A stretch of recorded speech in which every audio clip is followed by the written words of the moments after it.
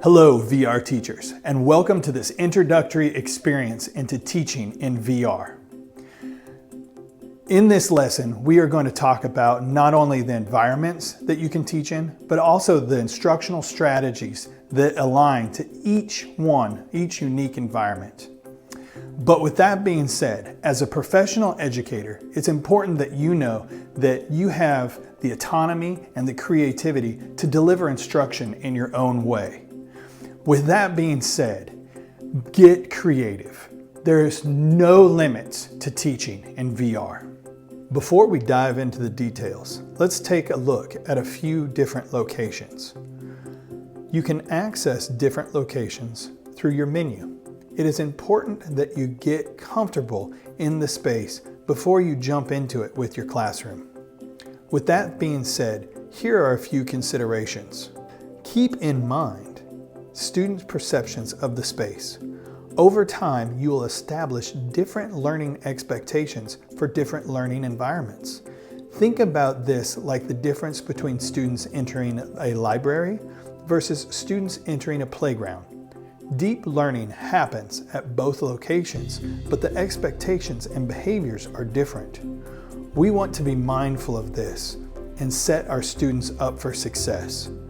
We encourage you to start your students off in a more traditional learning environment, then expand out to different locations that align to different instructional strategies. When you take your students to a new location, allow them to take in the new space and explore their environment. Give them a set amount of time to look around, then use the summon feature in your menu to draw them back to your meeting place.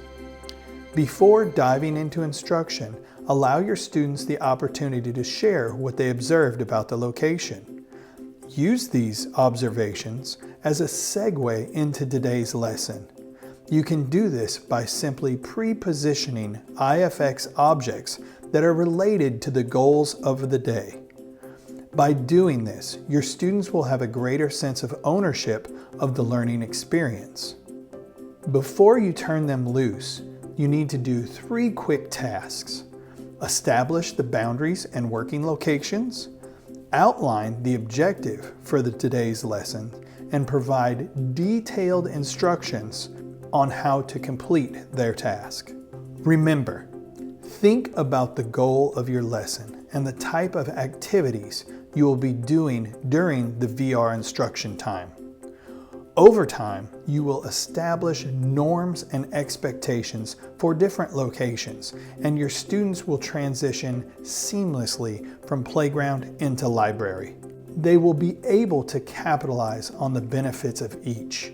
Next, I want you to think about the type of instructional strategy that you'll implement in these different environments.